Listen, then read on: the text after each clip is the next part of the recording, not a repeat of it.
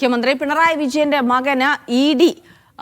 Summons അയച്ചിരിക്കുന്നു. ആ സമൻസിന്റെ പകർപ്പ് കൂടി ഇപ്പോൾ പുറത്തു വന്നിരിക്കുകയാണ്. 2023 വിവേക് കിരണിന് ഇ.ഡി. സമൻസ് അയച്ചത്. 2023 ഫെബ്രുവരി 14 ഇ.ഡി. കൊച്ചി ഓഫീസിൽ ഹാജരാകാൻ ആവശ്യപ്പെട്ടായിരുന്നു സമൻസ് അയച്ചതിനാൽ വിവേക് കിരൺ ഹാജരായില്ല.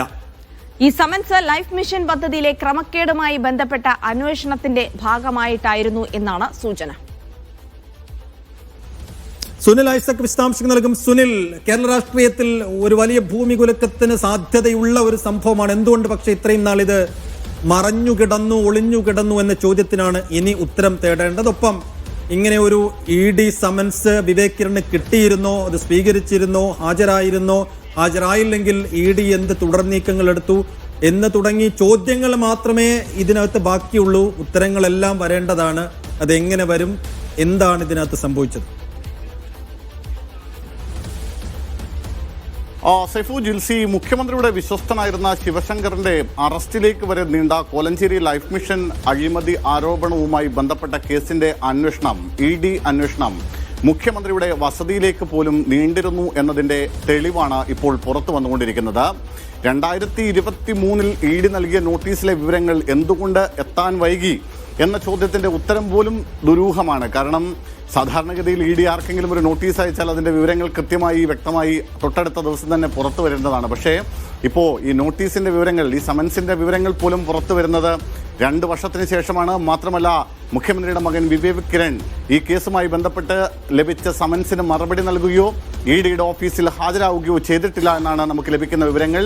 ഇക്കാര്യത്തിൽ എന്ത് തുടർ നടപടിയാണ് ഇ.ഡിയുടെ ഭാഗത്ത് നിന്ന് ഉണ്ടായത് എന്ന ചോദ്യത്തിന് പോലും വളരെ കൃത്യമായ മറുപടി ഒന്നുമില്ല എന്നതാണ് പ്രധാനപ്പെട്ട ഒരു കാര്യം.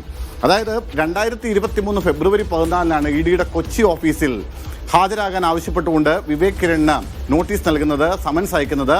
ആ സമൻസ് അയച്ചത് മുഖ്യമന്ത്രിയുടെ ഔദ്യോഗിക വസതിയിലേക്കാണ് അതിന്റെ വിലാസം വെച്ചിരുന്നതെന്നാണ് ഏറ്റവും പ്രധാനപ്പെട്ട കാര്യം.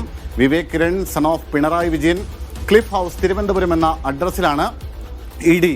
അത്തരത്തിലൊരു സമൻസ് അയക്കുന്നത്. അന്ന് രാവിലെ 10:30 മണിക്ക് ഇ.ഡി. ഓഫീസിൽ വിശദമായ ചോദ്യം ചെയ്യലിന് ഹാജരാകാൻ ആവശ്യപ്പെട്ടുകൊണ്ടായിരുന്നു ഇ.ഡിയുടെ കൊച്ചി അസിസ്റ്റന്റ് ഡയറക്ടറായിരുന്ന P.K. ആനന്ദ് ഇത്തരത്തിൽ ഒരു സമൻസ് അയക്കുന്നത്. പക്ഷേ ഓർക്കണം, അന്നാണ് മുഖ്യമന്ത്രിയുടെ പ്രിൻസിപ്പൽ സെക്രട്ടറി ശിവശങ്കറിന്റെ അറസ്റ്റിൽ ഉണ്ടാവുന്ന ദിവസമാണെന്ന് എന്നതുകൂടി നമ്മൾ ഓർത്തിരിക്കണം. ഏറ്റവും പ്രധാനപ്പെട്ട ഒരു കാര്യമാണത്. കാരണം അതിന് 3 ദിവസം മുമ്പാണ് ആ മുഖ്യമന്ത്രിയുടെ പ്രിൻസിപ്പൽ സെക്രട്ടറി ആയിരുന്ന ശിവശങ്കറിനെ ചോദ്യം ചെയ്യലിനായി ഇ.ഡി. വിളിച്ചു വരുത്തുന്നത്. തുടർച്ചയായി 3 ദിവസം ചോദ്യം ചെയ്തതിന് ശേഷം അന്ന്, അതായത് 2023 ഫെബ്രുവരി 14 അദ്ദേഹത്തിന്റെ അറസ്റ്റ് രേഖപ്പെടുത്തുന്നു.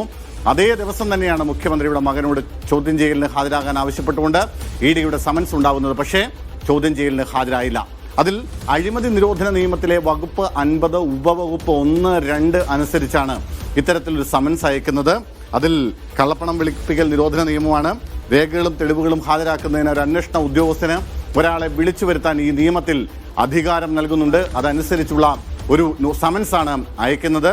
പക്ഷേ സുനിൽ, ഈ വടക്കാഞ്ചേരിയിലെ ലൈഫ് മിഷൻ ഭവന പദ്ധതിയിലെ ക്രമക്കേട് അതിന്റെ ഭാഗമായാണ് ഇപ്പോൾ സമൻസ് അയച്ചതാണെന്നാണല്ലോ നമ്മൾ മനസ്സിലാക്കുന്നത്. ഈ പദ്ധതിയുമായി എന്ത് ബന്ധമാണ് വിവേക് കിരണിനുണ്ടായിരുന്നത്? വലിയ തോതിലുള്ള ആരോപണങ്ങൾ ആ സംഭവവുമായി ബന്ധപ്പെട്ടുകൊണ്ട് ഉണ്ടായിരുന്നു. പ്രത്യേകിച്ച് മുഖ്യമന്ത്രിയുടെ പ്രിൻസിപ്പൽ സെക്രട്ടറി, നമുക്കറിയാലോ, ശിവശങ്കറിലേക്ക് നേരിട്ട് പോകുന്നു. മാത്രമല്ല, ആ കേസുമായി ബന്ധപ്പെട്ടുകൊണ്ട് നിരവധിയായ ആളുകൾ ആ കേസിൽ ഉൾപ്പെടുന്നുണ്ട്. അതിൽ സ്വപ്ന സുരേഷ് അടക്കമുള്ള ആളുകൾ ആ കേസുമായി ബന്ധപ്പെട്ട് ആരോപണത്തിന്റെ നിഴലിൽ വരുന്നു. മാത്രവുമല്ല, മുഖ്യമന്ത്രിയുടെ അറിവോടുകൂടിയാണ് ഇത്തരത്തിൽ ഇത് ഉണ്ടാവുന്നത് എന്നുള്ള, അത്തരത്തിൽ അഴിമതി നടന്നതെന്നുള്ള ചില വിവരങ്ങൾ പുറത്തു വരുന്നു. മാത്രമല്ല, വിവേക് കിരണിന്റെ ഭാര്യാപിതാവുമായി ബന്ധപ്പെട്ട് ഈ വിഷയത്തിൽ ചില ആരോപണങ്ങൾ ഉയർന്നു വരികയും ഒക്കെ ചെയ്തിരുന്നു. അതിന് പിന്നാലെയാണ് നിലവിൽ ഇപ്പോൾ യുഎയിലുള്ള വിവേക് കിരണിന്റെ സാമ്പത്തിക സ്രോതസ്സുകൾ സംബന്ധിച്ച വിശദാംശങ്ങൾ ഇ.ഡി. അന്ന് യുഎഇ അധികൃതരിൽ നിന്ന് ശേഖരിച്ചിരുന്നു. അതിന് പിന്നാലെയാണ് ഈ ആധാറും പാൻ കാർഡും ഒപ്പം തൻ്റെയും കുടുംബത്തിലുള്ള മുഴുവൻ ആളുകളുടെയും വിശദാംശങ്ങളടക്കം, അതായത് അവരുടെ പേരിലുള്ള സ്വത്ത് വിവരങ്ങളുടെ വിശദാംശങ്ങളടക്കം ഈ കേസുമായി ബന്ധപ്പെട്ട് ചോദ്യം ചെയ്യലിന് ഹാജരാകാൻ ആവശ്യപ്പെട്ടുകൊണ്ട് വിവേക് കിരണിന് ഒരു സമൻസ് അയക്കുന്നത്.